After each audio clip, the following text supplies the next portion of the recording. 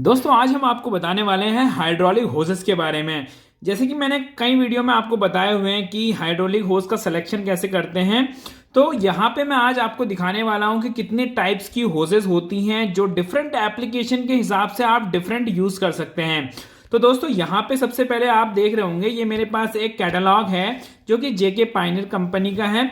तो यहाँ पे आप सबसे पहले देख रहे होंगे होस टाइप लिखा हुआ है। तो होस टाइप में आपको पाइप के ऊपर ही उसका स्पेसिफिकेशन दिख जाएगा, जैसे कि यहाँ पे लिखा हुआ है SAE 100R1। तो दोस्तों ये SAE 100 को फॉलो करता हुआ R1 मतलब कि सिंगल वायर ब्रेडेड पाइप है। तो सिंगल वायर ब्रेडेड जो पाइप होता है उसको हम R1 से भी डिनोट करते हैं। तो ये इसके स्टैंडर्ड लिखे हुए हैं, जैसे कि SAE 100 और स्लैश करके जो I1SNEN 853 को फॉलो कर रहा है, ये स्टैंडर्ड को फॉलो कर रहा है। साथ में यहाँ पे लिखा हुआ है कि ये वायर ब्रेडेड रैप फिनिश है, मतलब कि ये सिंगल वायर ब्रेडेड है, जो कि आपको दिखाई भी दे रही होगी यहाँ पे। और ये रैप फिनिश है, मतलब कि जैसे कि इसके ऊपर कुछ जैसे हाथ में पट्टी लपेट देते हैं ना, वैसे ही पाइप के ऊपर एक कवरिंग लपेट देते हैं, तो उसको रैप फिनिश कहते हैं। यहाँ पे होस पाइप के आप और चीजें भी देख सकते हैं जो कि इंपॉर्टेंट होती है, जैसे कि साइजेस। ये नॉर्मली आईडी को डिनोट करते हैं, ये जो होस पाइप की आईडी होती है उसको डिनोट करते हैं। तो एमएम में इस तरीके के साइजेस आप लिख सकते हैं, उसी को अगर इंच में कन्वर्ट करेंगे तो इस तरीके से 1/4, 5/16, 3/8। तो ये आपने सभी सुने होंगे। तो इस तरीके से पाइप की ये आईडी को डिनोट करता है। आईडी मतलब ये जो इनर आपको दिख रहा होगा, इनर का आईडी अगर हम चेक करेंगे जिसमें से कि फ्लूइड फ्लो करता है, उस डाया को हम होस की आईडी बोलते हैं। तो और होस के साइज को भी हम उसी से डिनोट करते हैं। फिर आता है वर्किंग प्रेशर। वर्किंग प्रेशर मतलब ये होस कहां तक, मतलब किस वर्किंग प्रेशर तक हमें यूज करनी चाहिए। तो यहाँ पे 220, जैसे यहाँ पे अगर मैं 1/4 इंच की होस ले रहा हूं R1 ग्रेड की, तो हम 225 वर्किंग प्रेशर तक उसको यूज कर सकते हैं। साथ में ही जो बर्स्ट प्रेशर आपको दिख रहा होगा, ये लगभग 4 टाइम्स होता है जो हमारे वर्किंग प्रेशर के। तो यहाँ पे 225 में हमारा वर्किंग प्रेशर था, तो जो बर्स्ट प्रेशर है वो 900 बार है। तो यहाँ पे इसकी प्राइस मेंशन है। तो साइजेस के हिसाब से हमारे प्राइस भी बढ़ते चले जाएंगे।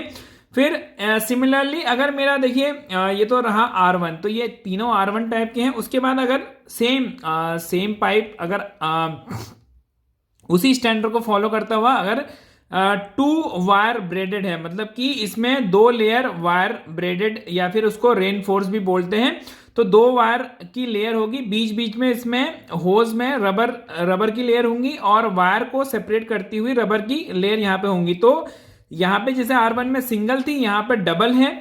तो मतलब कि जाहिर सी बात है, अगर डबल वायर ब्रेडेड है तो जो प्रेशर झेलने की क्षमता होगी या प्रेशर जो लेने की क्षमता होगी इस R2 की ज्यादा होगी। तो हम जहां पे जो प्रेशर है, वर्किंग प्रेशर आपको दिख रहा होगा 400 बार है। सेम जो 1/4 होस का वहां पे 225 था इसके ऊपर वाली में, तो यहाँ पे ये 400 बार तक हम यूज कर सकते हैं। वही बस प्रेशर 1600 बार तक इसका जा सकता है। तो यहाँ पे कोई चेंजेस नहीं है, मतलब स्टैंडर्ड वही है, बट यहाँ पे 2 लेयर वायर ब्रेडेड है। दो आपको अगर आप होज भी कट करेंगे तो आपको 2 लेयर यहाँ पे स्टील वायर रेनफोर्स आपको मिलेगा, ठीक है। उसके बाद देखिए उसके बाद आता है उसी में स्मूथ फिनिश भी आता है, जैसे कि मैंने बताया था पहला है रैप फिनिश, जिसमें ये कुछ एक कपड़ा लपेटा हुआ आपको दिखेगा या एक रबर लपेटी हुई जैसी आपको दिखेगी।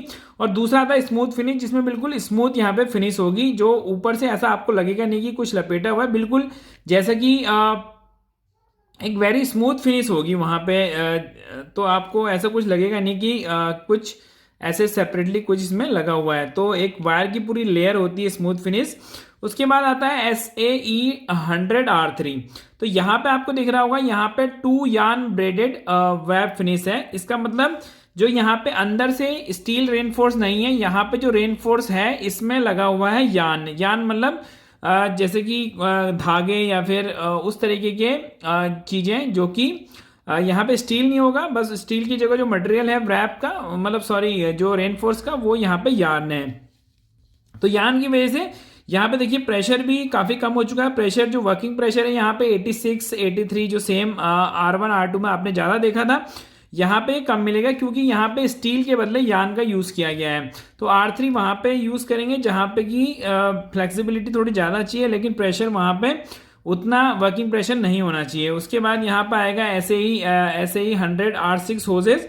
तो यहाँ पे जैसे कि इससे R3 में डबल थे और लेकिन R6 में क्या है, सिंगल यान है तो यहाँ पे वर्किंग प्रेशर और भी कम हो जाएगा। वर्किंग प्रेशर यहाँ पे 34 बार तक, अगर मैं 3/16 की होज है या 1/4 इंच की है तो 28 बार तक ही उसको यूज़ कर सकते हैं। तो मतलब नॉर्मली है लो प्रेशर एप्लीकेशन, जैसे कि लुब्रिकेशन प्रेशर जहाँ पे कि 20 बार 25 बार हमारा प्रेशर रहता है, तो वहाँ पे इन ट्यूब्स को यूज़ कर सकते हैं बिकॉज वहाँ पे फ्लेक्सिबिलिटी आपको ज़्यादा चाहिए, लेकिन वहाँ पे प्रेशर इतना नहीं रहता, तो आप इसको यूज़ कर सकते हैं। ये देखिए आगे, अब इसी में आगे चलते हैं तो इसमें आती है ऐसे ही 100 R6 में ही अब यहाँ पे 135 डिग्री या ये हाई टेम्परेचर होज हैं। हाई टेम्परेचर होज मतलब 135 डिग्री तक आराम से इसमें फ्लूइड आप फ्लो कर सकते हैं। ये भी यान से ही बना रहता है, तो यहाँ पे भी प्रेशर आप देख रहे होंगे, वर्किंग प्रेशर कम है जितना कि हमने R6 में अभी देखा था। तो उसके बाद एक आती है 1 वायर ब्रेडेड व्रैप फिनिश। तो यहाँ पे देखिए वायर ब्रेडेड आ गई है दोबारा से। इसमें ये कॉम्पैक्ट हाइड्रोलिक होज होती है, मतलब ये बहुत ही कॉम्पैक्ट होंगी, साइजेस में कम भी आएंगी। और उसके बाद यहाँ पे आपको वर्किंग प्रेशर आपका दिख रहा होगा, क्योंकि ये सिंगल वायर ब्रेडेड जैसे कि R1 थी उसी के अकॉर्डिंगली इसमें भी प्रेशर लगभग उतना ही होता है वर्किंग प्रेशर। फिर हमारे पास कॉम्पैक्ट होज में ही आती है यहाँ पे, ये भी R2 टाइप की है, मतलब कि ये R16 बोलते हैं, बट ये क्योंकि कॉम्पैक्ट होज है, डबल स्टील वायर ब्रेडेड है, डबल यहाँ पे आपको दिख रही होगी डबल वायर ब्रेडेड यहाँ पे लेयर है। तो ये R16 हम इसको होज को बोलते हैं, लेकिन ये कॉम्पैक्ट हाइड्रोलिक होज होंगी, ठीक है, कॉम्पैक्ट हाइड्रोलिक होज होंगी। तो यहाँ पे भी प्रेशर आपको दिख रहा होगा, यहाँ पे प्रेशर बढ़ जाता है क्योंकि यहाँ पे डबल रेनफोर्स आपको मिल रहा है, ठीक है, डबल स्टील वायर से आपको लेयर मिल रही है। उसके बाद आगे चलते हैं R17 में ये क्या है, कांस्टेंट प्रेशर कॉम्पैक्ट हाइड्रोलिक होज है। कांस्टेंट प्रेशर मतलब जहाँ पे कि प्रेशर बहुत ही कम फ्लक्चुएट हो रहा है, वहाँ पे इनको यूज़ करेंगे। तो ये भी वायर ब्रेडेड ही है। तो यहाँ पे जो प्रेशर है इसका देखिए, नॉर्मली जो इसका प्रेशर है दोस्तों ये यहाँ पे कम होता है, वर्किंग प्रेशर कम है, तो यहाँ पे इसको हम इसमें वर्किंग प्रेशर आपको कम मिलेगा, लेकिन ये कांस्टेंट प्रेशर पे हम ज़्यादातर यूज़ करेंगे। उसके बाद R19 है, तो R17 R19 जो ये होजेस होती हैं नॉर्मली इसमें बेंडिंग रेडियस जो होती है आपको R2 होज से कम मिल जाएगी। तो जहाँ पे बेंडिंग आपको ज़्यादा करनी है होजेस की और वर्किंग प्रेशर आपका थोड़ा सा वहाँ पे कम है अगर कंपेयर टू R2, तो आप इन होज को यूज़ कर सकते हैं, ठीक है। फिर आती है जैक होज, तो ये भी 2 वायर ब्रेडेड है, इसमें आपको प्रेशर और ज़्यादा मिल जाएगा। तो जैक होज हैं जहाँ पे हाई प्रेशर एप्लीकेशन है, वहाँ पे आप इनको यूज़ कर सकते हैं। उसी तरीके से दोस्तों वैसे तो वैरायटी बहुत ज़्यादा होती है इसमें इंडस्ट्रियल होजेस में, जैसे कि आपको पता है कि जैसे यहाँ पे वाटर होजेस अलग टाइप की होती हैं, वाटर जिसमें फ्लूइड फ्लो कर रहा है वाटर होगा, तो वहाँ पे आपको प्रेशर ज़्यादा नहीं चाहिए, वर्किंग प्रेशर 25 बार तक होगा आपको। यहाँ पे अगर मेरा साइजेस यहाँ पे 3/8 1-3/8 इंच है। उसके बाद कार वॉशिंग होज आती हैं, उसमें भी प्रेशर आपको ज़्यादा नहीं मिलेगा, वर्किंग प्रेशर यहाँ पे 28 बार तक ही है। उसके बाद वेल्डिंग होजेस हैं जो कि नॉर्मली वेल्डिंग मशीन के साथ यूज़ की जाती हैं। उसके बाद तो डिफरेंट एप्लीकेशन वाइज भी हमारे डिफरेंट होजेस आती हैं, जैसे कि अगर फायर एक्सटिंग्विशर है उसको चलाना है तो डिफरेंट होजेस हैं।